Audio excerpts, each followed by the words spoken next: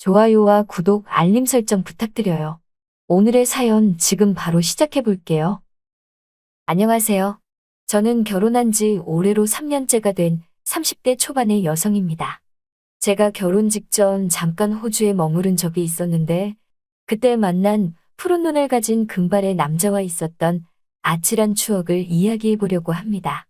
저에 대해서 조금 이야기를 해보자면, 사실 한참 오래된 일이지만 2012년쯤에 인터넷 방송으로 활약하던 여자 BJ였습니다. 누군지는 밝히지 못해서 죄송합니다.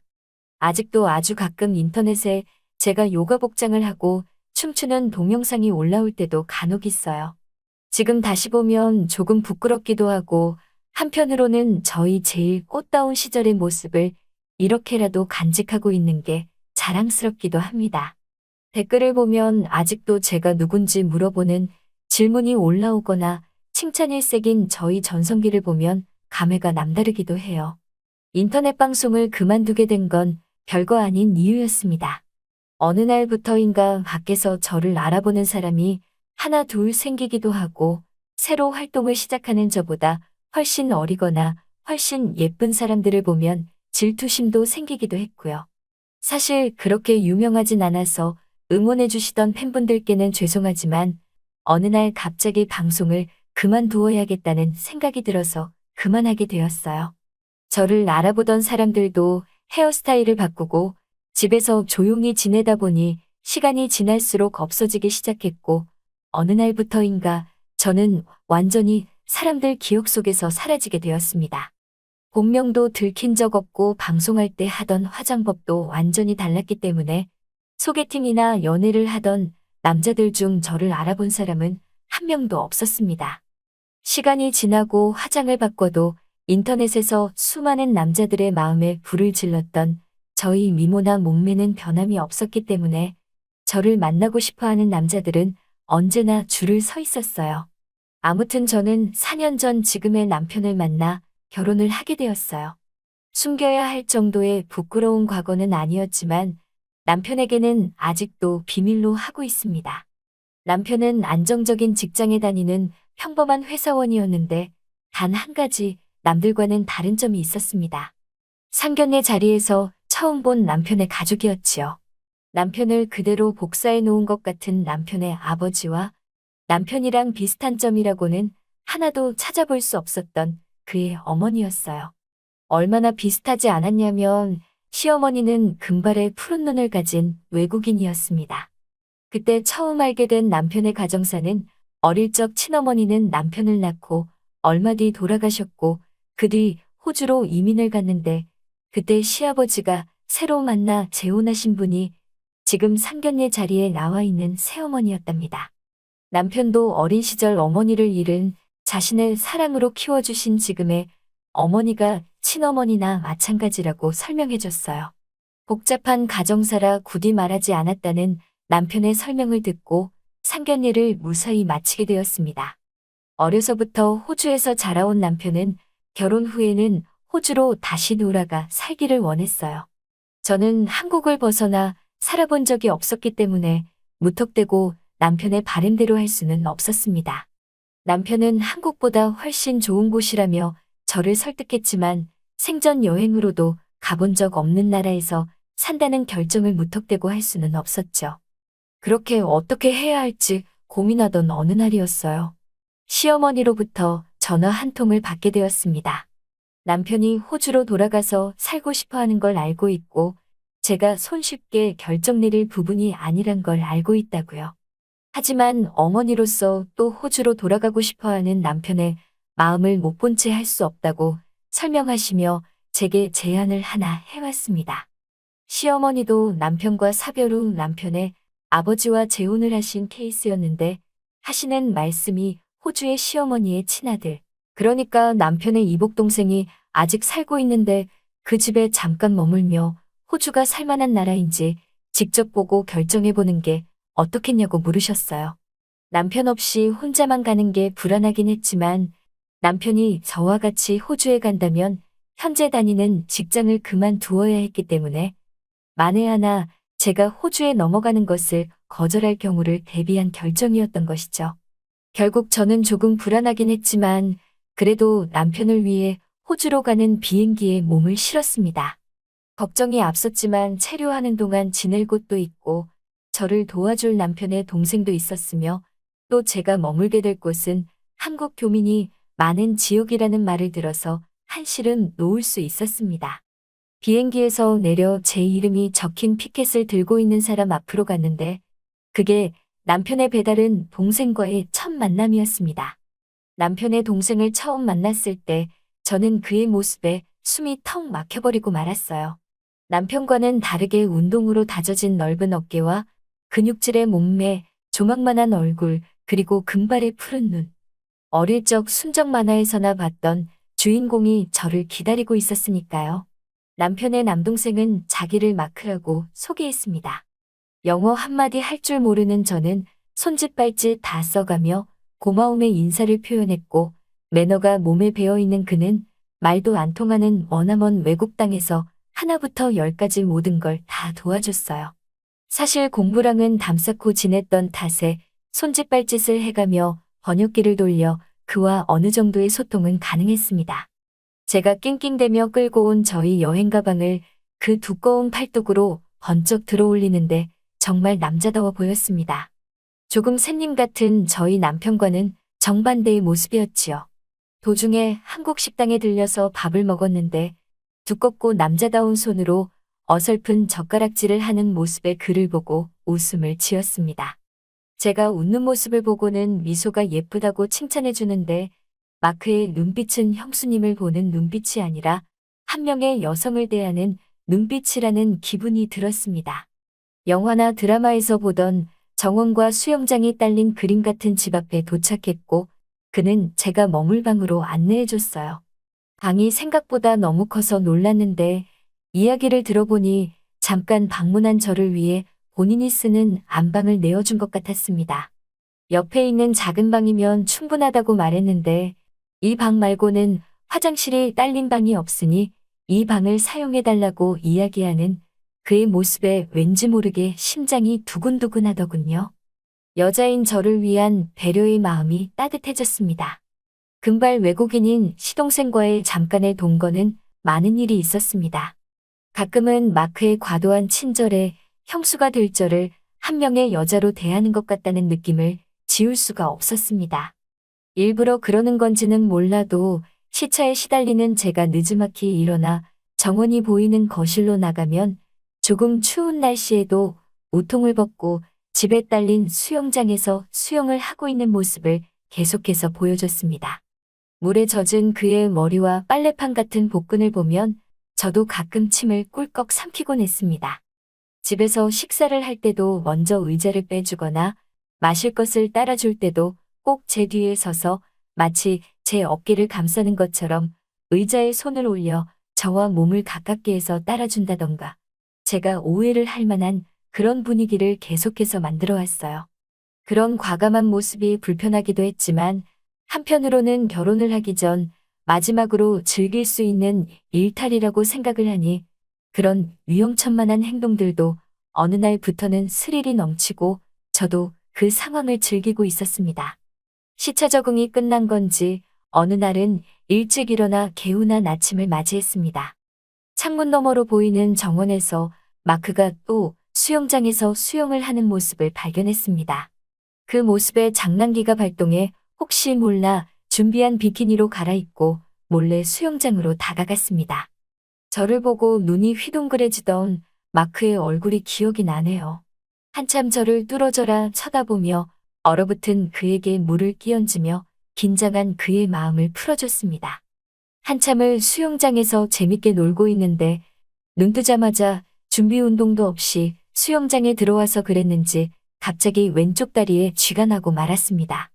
소리를 지르며 다리가 아프다는 걸 온몸으로 표현하고 있는데 마크가 저 멀리서 재빠르게 헤엄을 쳐서 다가오더니 그 두꺼운 팔뚝으로 저를 번쩍 들어 수영장 벤치에 내려놓아 주었어요. 그가 나를 들고 가는 모습에 마치 제가 슈퍼맨의 품에 안긴 로이스가 된 기분이었습니다. 다리가 아프다고 남편에게 업어달라고 했을 때 채 열걸음도 가지 못하고 힘들다고 떼를 쓰던 모습과는 너무나도 달라 보여 얼굴이 빨개졌습니다. 다리가 아파 아직도 움직이지 못하고 있는데 조금 추운 날씨 때문인가 몸이 오들오들 떨리더라고요. 그는 재빠르게 따뜻한 담요를 가지고 와 제 몸을 덮어주었습니다. 그날 이후로는 분위기가 굉장히 묘해지더군요. 제 방에도 거리낌 없이 들어오기 시작했고 제 침대 옆에 앉아 제 눈을 바라보며 제가 잠들 때까지 말상대를 해주고 돌아갔습니다. 서로의 관계를 알고 있었기 때문에 선을 넘지는 않았지만 서로가 서로의 마음을 절제하고 있다는 느낌이 더 많이 들었습니다. 마크가 아침 일찍 자고 있는 저를 깨운 그날, 저는 도저히 호주에서 살 수 없겠다는 결심을 하게 된 사건이 터졌습니다. 웬일로 아침 일찍부터 저를 찾은 마크가 저에게 그의 차키를 넘기며 오늘은 약속이 있어 같이 있어주지 못할 것 같다며 미안하지만 혼자 보내야 할 것 같다며 사과를 해왔습니다. 그동안 예비 시동생과의 썸 아닌 썸을 즐기며 집에만 있었던 탓에 이참에 여기저기 다녀보는 것도 좋겠다 싶어 혼자서 차를 끌고 혼자만의 시간을 즐기고 돌아왔습니다. 오랜만에 하는 쇼핑에 시간 가는 줄 모르고 해가 거의 질 때쯤 집으로 돌아왔어요. 혹시 모를 특별한 밤을 위해 조금 과감해 보이는 옷도 한 벌 샀습니다. 이 옷을 입고 있으면 저에게 넘어가지 않을 사람이 없다는 생각이 들었습니다. 집 앞에 주차를 하고 차 뒷좌석에 던져둔 쇼핑백들을 꺼내고 있을 때였어요. 대시보드 쪽에서 무언가 발자국 소리 같은 이상한 소리가 들려왔습니다. 고개를 돌려 소리가 난 방향을 봤을 때 저는 온몸이 얼어붙었고 동네가 떠나가라 비명을 질렀습니다. 차 대시보드 위에 있었던 건 사람 머리통만한 크기의 거미였습니다. 그 길다란 다리 길이를 생각하니 아직도 온몸에 소름이 돋네요. 제 비명 소리를 들었는지 이를 보고 돌아온 마크가 후다닥 뛰어나오더군요. 다리에 힘이 풀려 주저앉아 있는 저를 일으켜 세우며 무슨 일이냐고 물어보는 마크에게 차 안에 괴물 같은 게 있다고 소리쳤습니다. 마크가 용감하게 차 문을 열었는데 그 커다란 거미는 엄청난 속도로 시야에서 사라지고 말았습니다. 차 밖으로 나가지 않았기 때문에 쇼핑백들을 꺼내 엄두조차 나질 않았어요. 마크도 커다란 거미가 두려웠는지 차문을 굳게 닫고는 창문 너머로 차 앞만 살펴보고 있더라고요. 그 거미가 커다란 다리를 다시 드러냈을 때 재빠르게 짐을 빼고 차 문을 열어놨습니다. 차에서 뛰어내려 엄청난 속도로 사라지는 커다란 거미를 보고 있으니 도무지 다시 일어날 기운이 없어졌어요. 펀치맨 거미라고 설명하면서 사람을 물지 않는 겁쟁이 거미라고 설명하는데 자기도 쫄아서 차문도 못 열던 모습에 누가 진짜 겁쟁이인가 싶었습니다. 마크는 호주에서는 사람 머리통만한 거미를 보고는 저 정도 거미는 큰 것도 아니라며 가끔 화장실에서 변기를 열면 튀어나올 때도 있고 추운 날에는 가끔 뱀이 나올 때도 있다고 웃으면서 설명을 해줬습니다. 그 이야기를 들으니 호주에서 살고 싶다는 생각이 사라져버렸습니다. 공항으로 가는 차 안에서도 괜히 거미가 있을 것 같다는 기분이 들어 너무 불편했습니다. 마크와는 제대로 된 작별 인사도 하지 못하고 한국으로 돌아와 남편에게 호주에서 살 생각은 꿈도 꾸지 말라고 말했습니다. 그 뒤로는 한국에서 가정을 꾸리고 잘 살고 있습니다. 결혼식장에 찾아온 마크를 보고 마음 한구석에 아쉬운 마음이 들기도 했지만 그를 만나러 호주에 가고 싶은 마음은 들지 않았어요. 지금 생각해보면 재밌는 추억이기도 하네요. 오늘의 사연은 여기까지네요. 긴 사연 끝까지 들어주셔서 감사합니다. 구독과 좋아요 잊지 말아주세요. 안녕하세요. 들꽃 야담입니다. 오늘은 무사 돌석이와 후궁 은비의 뜨거운 사랑 이야기를 들려드리겠습니다. 매주 새로운 이야기가 업로드되니 구독과 좋아요 부탁드리겠습니다. 그럼 후궁 은비와 무사 돌석이의 금지된 사랑 들려드리겠습니다. 옛날 조선시대의 왕궁, 그 안에는 수많은 후궁들이 왕의 사랑을 받기 위해 치열한 경쟁을 벌이고 있었습니다. 하지만 그들 중에는 왕의 총애를 받지 못해 외로움에 사무친 후궁도 있었습니다. 그녀의 이름은 은비였습니다. 은비는 가문에서 기대를 받고 왕궁에 들어오게 되었습니다. 그녀는 고운 외모와 단아한 자태를 지녔고 학문과 예술에도 조예가 깊었습니다. 왕과 첫 만남에서 은비는 왕의 눈길을 끌었지만 그 후로는 왕의 바쁜 정사와 다른 후궁들의 치열한 경쟁 속에서 점차 잊혀져 갔습니다. 왕의 관심을 받지 못하는 은비는 외로움에 사무쳤습니다. 그녀는 혼자 지내는 시간이 많아지면서 자신의 방에서 책을 읽거나 시를 쓰며 외로움을 달랬습니다. 때로는 정원을 거닐며 자연과 대화를 나누기도 했습니다. 하지만 그 누구도 그녀의 마음속 깊은 외로움을 채워줄 수는 없었습니다. 그러던 어느 날 은비는 아침 일찍 화장을 단정히 하고 왕의 처소로 향했습니다. 은비의 모습은 고요하면서도 단아했고 그녀의 마음은 간절함으로 가득했습니다. 왕의 처소에 도착한 은비는 은근히 긴장하면서도 담담하게 왕에게 인사를 올렸습니다. 전하, 소첩 은비, 전하께 아뢰고 싶은 것이 있어 찾아왔습니다. 왕은 은비를 보고 미소를 지으며 이리와 앉으시오. 그래, 어인일로 발걸음을 하시었소.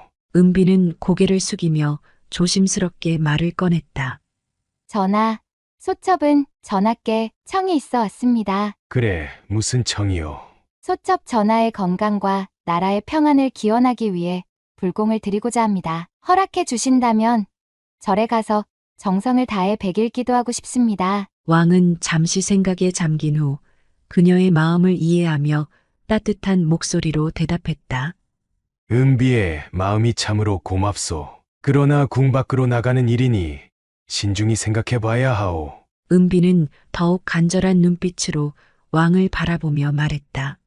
전하, 소첩은 오직 전하의 건강과 백성들의 안녕을 기원하기 위함입니다. 제 정성스러운 기도가 전하와 나라에 조금이나마 도움이 될 수 있다면 소첩은 기꺼이 그 길을 가고자 합니다. 왕은 은비의 간절함에 좋소. 은비, 그대의 정성이 가상하여 불공을 드리는 것을 허락하겠소. 다만 밖은 위험할 수 있으니 호위무사들을 데리고 가시오. 아니옵니다. 소첩 데리고 있는 나인과 조용히 다녀오겠사옵니다. 은비가 그것이 편하다면 편하게 다녀오시오. 은비는 왕의 허락에 기쁨과 감사의 눈물을 흘리며 고개를 숙였다.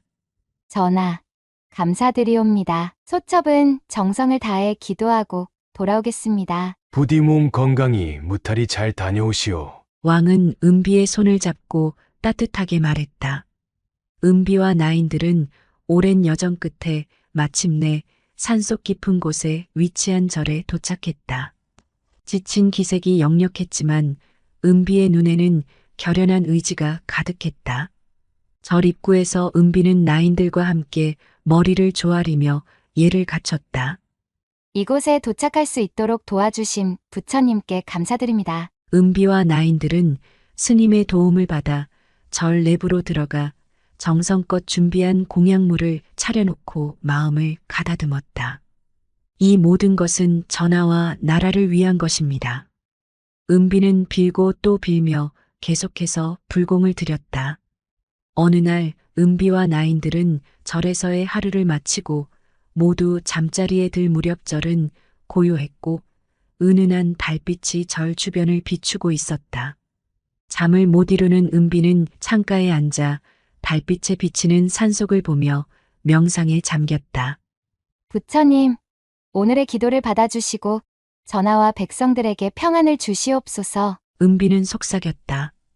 그때 절 바깥에서 갑자기 소란스러운 소리가 들려왔다. 은비와 나인들은 깜짝 놀라 문을 열고 밖을 내다보았다. 어둠 속에서 수십 명의 도적들이 절을 향해 다가오고 있었다. 그들은 칼과 횃불을 들고 있었고 위협적인 기세로 절을 포위하기 시작했다. 도적이다! 도적이 들이닥쳤다! 도적들은 순식간에 절을 포위하고 나인들과 승려들에게 닥치는 대로 칼과 도끼를 휘둘렀다. 이 상황에 놀란 나인 한 명이 은비의 처소로 들어가 그녀를 보호하려 하자 도적 두목이 쳐들어왔다. 아하, 여기 이렇게 아리따운 여인네가 있다니. 너는 나랑 같이 가서 내 아내로 삼아야겠다. 네, 이놈. 이분이 뉘신지 알고 함부로 말을 하느냐? 이분은 궁중에서 오신 후궁 마마님이시니라?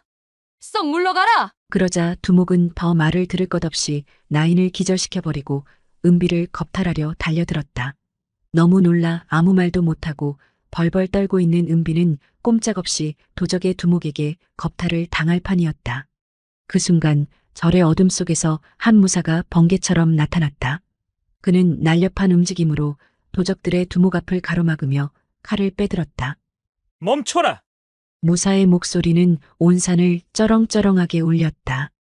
두목은 놀라며 뒤로 물러섰다. 내 놈은 누구냐? 썩 물러가지 않으면 목숨을 부지하기 힘들 것이다.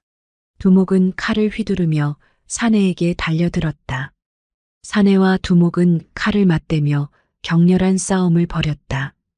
칼날이 부딪히며 불꽃이 튀었고 두 사람은 절 안팎을 오가며 치열한 공방을 이어갔다. 두목은 사내의 빠르고 정확한 움직임에 점점 밀리기 시작했다. 두목은 한순간의 방심으로 사내의 칼에 어깨를 베었고 고통스러운 비명을 질렀다. 이런 놈이 있을 줄이야. 두목은 피를 흘리며 도망치려 했지만 사내는 그를 놓치지 않았다. 사내는 마지막 일격으로 두목의 칼을 쳐내고 그를 쓰러뜨렸다. 두목이 쓰러지자 도적들은 혼란에 빠졌다. 그들은 리더를 잃고 우왕좌왕하며 도망치기 시작했다. 사내는 도적들이 완전히 물러날 때까지 그들을 추격하며 절을 지켰다.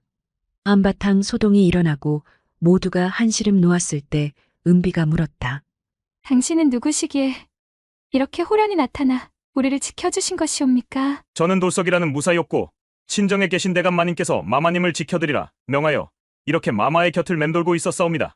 아버님의 배려에 감사해 몸둘 바를 모르겠구나. 마마, 많이 놀라셨을 텐데 이제는 걱정 마시고 침소해 드시옵소서.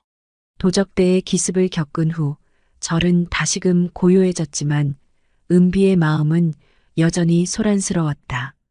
그녀는 불안과 걱정으로 잠을 이루지 못하고 뒤척이다가 결국 밖으로 나왔다. 달빛이 밝게 비치는 절 마당으로 나온 은비는 그곳에서 돌석이를 발견했다. 그도 마음이 소란스럽기도 하고 은비마마를 더 편안하게 주무시게 하기 위해 밤잠을 안 자고 밖에서 지키고 있었다. 돌석아, 은비가 조용히 부르자 돌석이는 그녀를 향해 고개를 돌렸다. 밤이 깊었는데도 왜 아직 안 자고 나와 있느냐? 마마, 이곳이 안전해질 때까지는 경계를 늦출 수 없습니다. 도적들이 다시 돌아올지도 몰라 마마를 지키고 있었습니다. 은비는 그의 마음씀에 고마워하며 오늘 그대 덕분에 우리가 무사할 수 있었다. 정말 고맙구나. 그러고는 돌석이가 앉아있는 옆으로 가서 살포시 앉았다.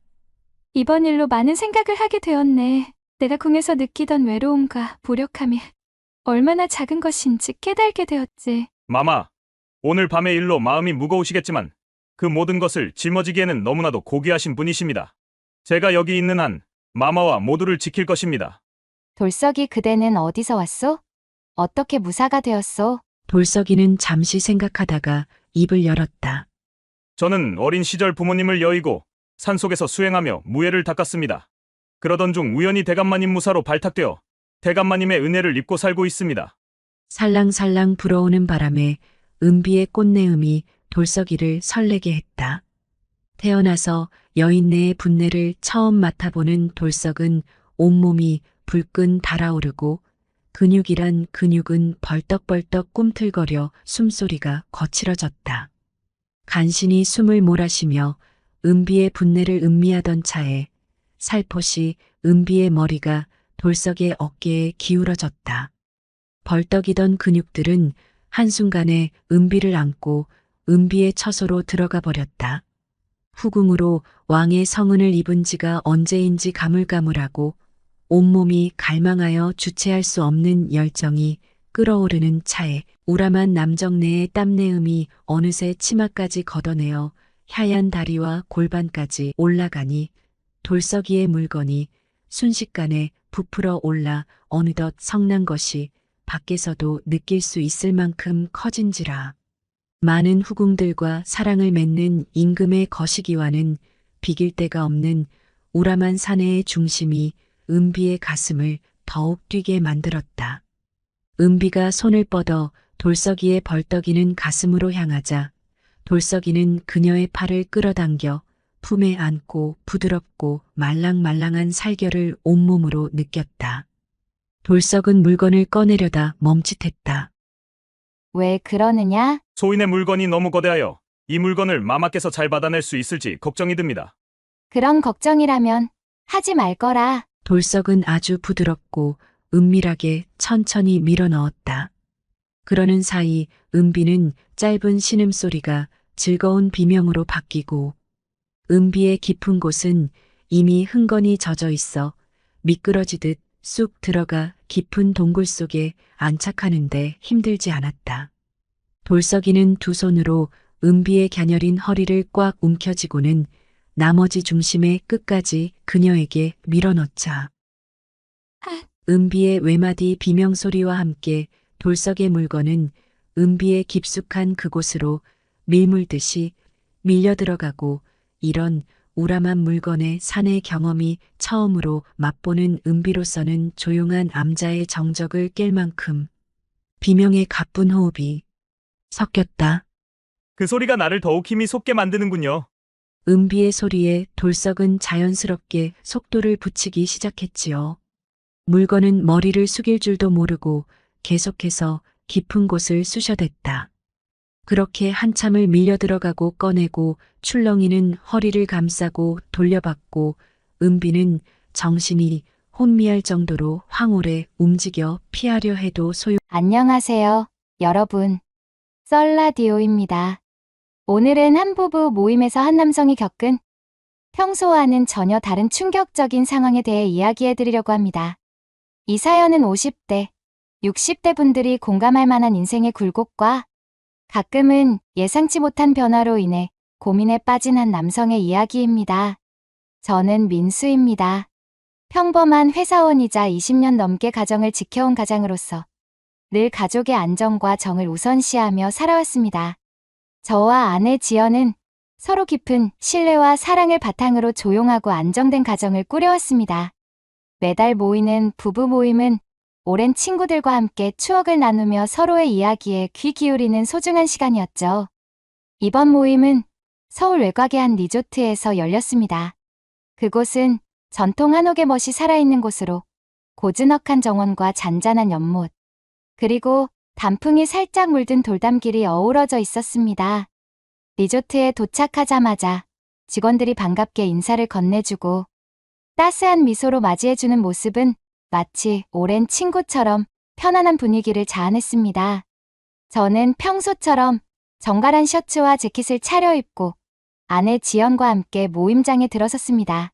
지연은 부드러운 색의 한복 느낌이 나는 원피스를 입고 있었는데 그 모습은 세월의 무게와 동시에 여유로운 품위를 느끼게 했습니다. 우리 부부 모임은 오랜 시간 함께한 사람들이 모여 서로의 인생 이야기를 나누며 웃음과 위로를 주고받는 자리입니다. 오늘도 모임은 평소처럼 정겨웠습니다. 모임의 첫 시간 동안 옛 추억을 되새기며 웃음꽃이 피어났습니다. 옆자리에 앉은 오랜 친구 미정 씨가 먼저 입을 열었습니다. 민수 씨, 지연 씨, 예전 그 시절 우리 같이 한강변에서 밤새 치맥하며 웃던 기억 아직도 생생한데요. 미정 씨의 말에 모두가 웃으며 고개를 끄덕였습니다. 그러나 오늘 모임에서는 평소와는 조금 다른 분위기가 서서히 감돌기 시작했습니다. 모임 중반, 대화가 무르익던 중 아내 지연이 조용히 내게 속삭였습니다. 민수야, 요즘 내가 좀 색다른 분위기를 느껴보고 싶어.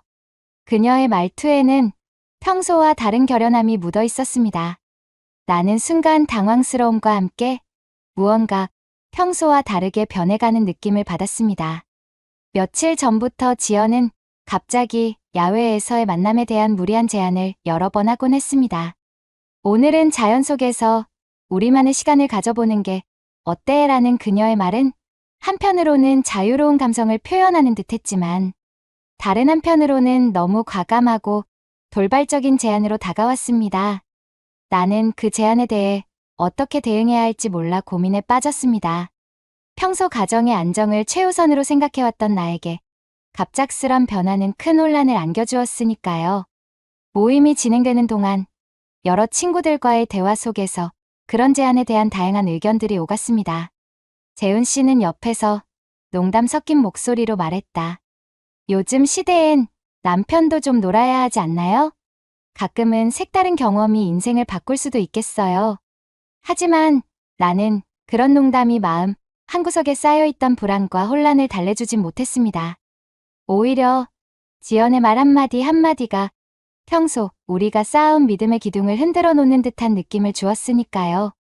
점심 식사가 끝나고 전통 한옥식 다이닝룸에서 우리는 서로의 안부와 옛날 이야기를 나누며 다시 평온을 되찾으려 애썼습니다.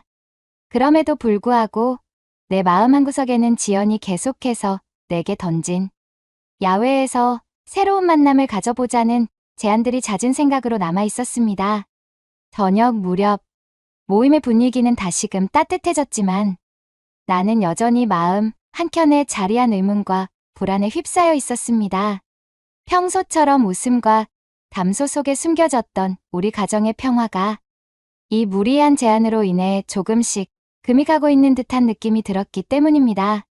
오늘 이 평화로운 모임의 시작은 겉으로 보기엔 온화하고 정겨웠지만 그 이면에는 아내 지연의 예상치 못한 요구들이 내 마음속 깊은 곳에서부터 큰 혼란을 불러일으키고 있음을 예고하고 있었습니다. 앞으로 과연 내가 어떤 선택을 해야 할지 그 갈림길에 서서 고민하는 제 마음이 여러분께 전해지길 바랍니다. 저녁 시간이 깊어지자 한옥의 고즈넉한 분위기 속에서도 어딘가 불안한 기운이 감돌기 시작했습니다. 리조트의 넓은 다실에서는 은은한 등롱 불빛이 테이블 위를 비추며 평소처럼 웃음과 담소가 오갔지만 내 마음 한구석에서는 지난번 지연의 뜻밖의 말씀이 계속 맴돌고 있었습니다. 식사 중반 옆자리에서 지연이 조용히 내게 다가와 속삭였습니다. 민수야, 우리 한 번쯤은 평소와는 다른 분위기에서 자연 속에서 단둘이 보내보는 건 어떨까? 그 말은 평소에 다정한 지연과는 다르게 어딘가 결연한 기색이 묻어 있었습니다. 나는 순간 당황스러움과 함께 평소 우리 가정이 지켜온 평온함이 흔들릴까 두려워졌습니다. 속으로 여러 번 생각했지만 겉으로는 아무렇지 않게 웃으며 대화를 이어가야 한다는 부담감이 내 어깨에 무겁게 내려앉았습니다. 모임의 분위기를 누그러뜨리기 위해 재훈 씨가 가볍게 농담을 던졌습니다. 요즘 세상 참 다 바뀌었죠? 남편도 가끔은 모험을 즐겨야 한다고들 하더군요. 친구들의 웃음소리에 나는 억지로 웃음을 지어 보였지만 내 마음은 여전히 복잡했습니다. 식사가 끝나고 한옥식 다이닝룸에서 커피와 차를 마시며 담소를 나누던 중 나는 옆자리 지은 씨의 눈빛에서 어딘가 슬픈 기색을 감지했습니다. 평소처럼 따스하게 웃던 그녀의 눈동자에 최근 내게 전한 지연의 무리한 제안에 대한 고민이 스며든 듯 보였습니다. 잠시 후